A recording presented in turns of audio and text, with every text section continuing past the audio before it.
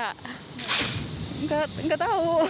PJB nggak tahu, perjanjian pengikat jual beli. Yang saya tahu tuh jadi kayak perjanjian awal antara penjual dan pembeli kalau misalnya kita mau beli tanah gitu loh Mbak. Itu kayak, jadi misalkan kayak kita pengen beli rumah ke developer, kan biasanya tuh selain DP ada kayak booking fee. Nah setelah booking fee tuh kita biasanya sih dikasih dari mereka sih PPJB-nya. Kembali di Cerdas Hukum bersama saya Egit Hapsari dan Alvin Lim. Dan saat ini sudah bersama kami Kepala Bidang Pengaduan Yayasan Lembaga Konsumen Indonesia YLKI, Ibu Sularsi. Selamat malam Bu Sularsi. Malam, Mbak Ibu. Bu Sularsi, kalau kita lihat tadi ya dari cuplikan, ternyata masih banyak sekali masyarakat yang tidak paham ya soal istilah jual beli. Apakah ini ada tanda kurangnya sosialisasi atau ada indikator lain Bu?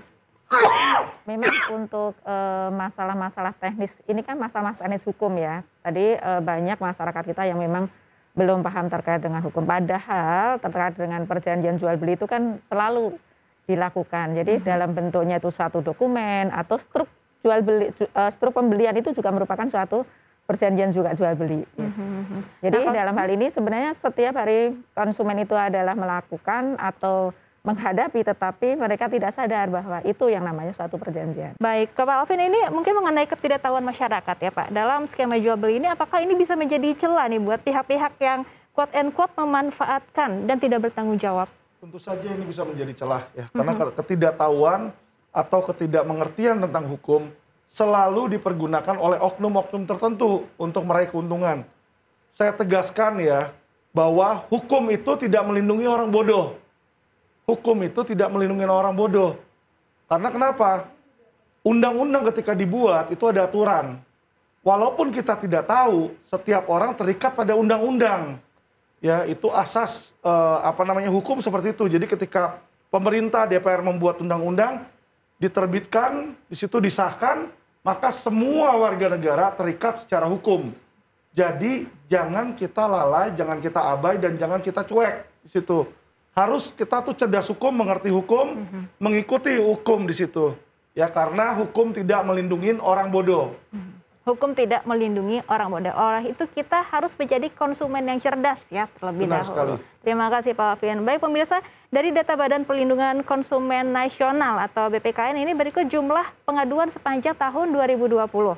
Sebanyak 524 pengaduan soal perumahan dan 315 soal e-commerce, 225 soal jasa keuangan, 78 pengaduan tentang jasa telekomunikasi, 36 jasa transportasi, 33 barang elektronik, telematika, dan kendaraan bermotor. Jadi dengan total pengaduan ada 1.372 pengaduan dan yang tertinggi ini pengaduan dari sektor perumahan. Pengaduan yang selama ini kita dapat atau kita terima dari konsumen adalah lebih kepada untuk properti ini adalah pembangunan, artinya pembangunan yang mangkrak. Kemudian yang kedua itu adalah refund untuk tahun 2020 ini. Kenapa? Hal ini memang masalah pembangunan ini adalah menjadi permasalahan pada saat awal konsumen melakukan suatu jual beli properti ini di awal tidak diinformasikan secara jelas. Jadi konsumen sebenarnya memiliki hak untuk mendapatkan suatu informasi, misalnya ada 5 kepastian properti ketika menjual kepada si konsumen, misalnya ada nggak peruntukannya, kepastian peruntukan dari tanah tersebut, kepemilikan tanah tersebut, kemudian perizinannya misalnya. Nah ini kan sangat perlu diinformasikan pada saat awal. Nah karena konsumen yang tadi disampaikan Pak Lim juga, ketidaktahuan masyarakat konsumen ini yang kadang-kadang trust-nya itu adalah dimanfaatkan orang-orang yang tidak bertanggung jawab tadi. Yang ketiga adalah dari sisi informasi marketing.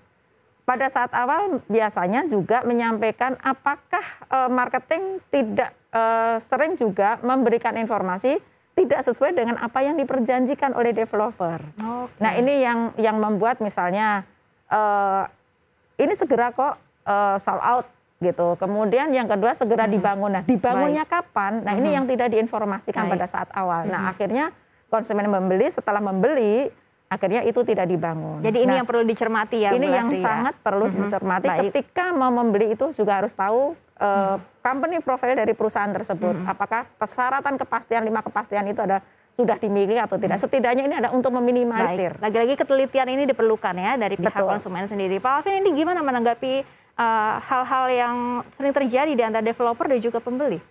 Jadi gini ya, tadi yang seperti Ibu dari YLKI ini bilang, kena tingginya di bidang properti itu adalah karena developer mangkrak. Nah, mirisnya hanya di Indonesia ini terjadi. Kenapa saya bilang hanya di Indonesia? Kita lihat negara Singapura tidak terjadi. Kenapa? Sebelum developer membangun, kalau di negara asing, di negara-negara maju ya, yang saya bilang ya, itu mereka developer itu wajib, satu, mempunyai jaminan. Misalnya dia mau membangun proyek 1 triliun, dia harus ada jaminan ke pemerintah. In case itu mangkrak, pemerintah yang akan mengganti uang para pembeli. Itu satu. Kedua, mereka ada aturan hukum atau dasar hukumnya, di mana kalau baru jual gambar itu di negara asing nggak bisa. Gitu. Harus sudah jadi dulu. Iya. Bangunannya udah jadi, apanya udah jadi, baru dia bisa jual. Satu hal di Indonesia ini, kita selalu sistem hukumnya adalah tambal sulam. Tambal sulam. Ada masalah dulu, baru dibikin dasar hukumnya. Semestinya dia bikin dulu dasar hukumnya untuk memproteksi masyarakat. Makanya disinilah di negara Indonesia ini, oknum subur berkembang. Kenapa saya bilang oknum subur berkembang? Karena itu menjadi lahan omset bagi oknum-oknum aparat. Ya. Baik. Ini yang perlu menjadi PR bagi pemerintah kita. Baik itu badan eksekutif, badan legislatif, dan badan yudikatif, perlu pembenahan dari sistemnya, dari dasar hukumnya, undang-undangnya kita rubah. Saya yakin pengaduan itu akan menurun dan atau mungkin bahkan tidak ada lagi. Karena kalau developer itu wajib ngasih jaminan atau wajib udah jadi dulu di situ kan, berarti tidak ada kekurangan atau kelemahan di bidang finansial dari developer itu, sehingga tidak mungkin ada masalah. Artinya ini bisa menjadi titik balik untuk kita sama-sama berbenah ya, berbenah diri dan berintrospeksi ya. Benar. Baik, terima kasih Pak Alvin. Dan sebelum melanjutkan dialog, kita akan tampilkan dulu poin-poin hak konsumen yang diatur dalam Undang-Undang Nomor 8 Tahun 1999.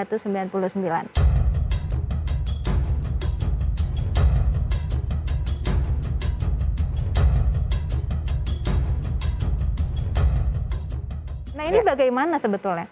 Artinya gini, bahwa konsumen sebenarnya memiliki hak untuk mendapatkan informasi benar, jelas, jujur, dan utuh. Tadi paling katakan bahwa kalau di properti di Indonesia, industri properti di Indonesia itu menjual gambar aja boleh. Ini yang sangat menurut kami adalah ini sangat rawan sekali. Karena banyak yang terjadi, apalagi yang sekarang terjadi pembelian itu adalah pembelian secara installment. Di mana uang konsumen ada di pengembang, kemudian objek jual belinya juga ada di pengembang. Konsumen ketika itu mangkrak, nggak dapat apa-apa. Hak mendapatkan informasi adalah sangat penting sejak awal. Ketika informasi ini diberikan secara jelas, benar, jujur, dan utuh, tidak sepotong-sepotong, maka konsumen akan bisa memilih produk mana yang itu bisa dilakukan, kemudian dia juga akan merasa aman dan nyaman, oh produk tersebut ada aman untuk dibeli. Oke, nah Mbak Mimi ini kan sebagai agen properti ya, ada tugas juga untuk menjelaskan hak-hak yang harus dia dapatkan konsumen. Biasanya sih kita pasti jelaskan. Kita sebagai pihak marketing sih sebenarnya cuma menjual produk tersebut. Untuk menjelaskan hak-haknya sih ada atau dalam PPJB itu biasa orang legal sih yang menjelaskan. Ketika tanda tangan PPJB di depan legal. Jadi memang harus dijelaskan ya sebelum membeli properti ya. Oke, Pak Alvin, ini sebetulnya sudah ada undang-undang konsumen ya tadi yang mengatur hak-hak seorang konsumen ini dalam pembelian properti ya, lebih khususnya lagi ini supaya lebih harus diperhatikan masyarakat supaya tidak tertipu nih, masyarakat harus bagaimana Pak? Jadi undang-undang itu sudah ada, benar. Tetapi kalau kita tanyakan kepada masyarakat, apakah mereka tahu apa isi undang-undang itu? Saya yakin 99,9% masyarakat tidak tahu apa itu isi Undang-Undang Nomor 8 Tahun 99. Situ. Karena ditanyakan PPJB aja tadi kan di dalam footage sebelumnya banyak yang tidak tahu di situ. Nah, berarti di sini problemnya itu cuma satu. Ketika ada dasar hukum yang melindungi, ya kan harus ada kemauan dari konsumen itu untuk mengerti, mengetahui, membaca, ya, dan aware akan hukum. Itu penting di situ. Ini artinya harus lebih digejarkan lagi sosialisasinya atau bagaimana? Betul. Jadi hal seperti ini tidak pernah diajarkan di sekolah. Kita mengenyam SD, SMP, SMA, tidak pernah diajarin isi undang-undang. Undang-undang nomor 8 tentang apa, PPJB itu apa, tidak pernah diajarin. Ya, padahal ketika orang itu keluar dari sekolah, dia harus menghadapi hal seperti ini. Suatu saat dia punya uang, dia mau beli rumah, dia taruh. Dia nggak ngerti. Nah, jadi pendidikan yang dia kenyam secara formalitas itu tidak mencukupi. Mereka harus belajar, harus mengerti, dan harus sadar akan hukum. Oke, terima kasih Kepala Bidang Pengaduan Yayasan Lembaga Konsumen Indonesia YLKI, Ibu Sularsi, sudah hadir bersama kami di sini. Sama. Lalu bagaimana agar masyarakat aman dalam bertransaksi properti? Setelah jeda berikut ini, Cerdas Hukum akan kembali bersama saya, Igit Hapsari dan Alvin Lim.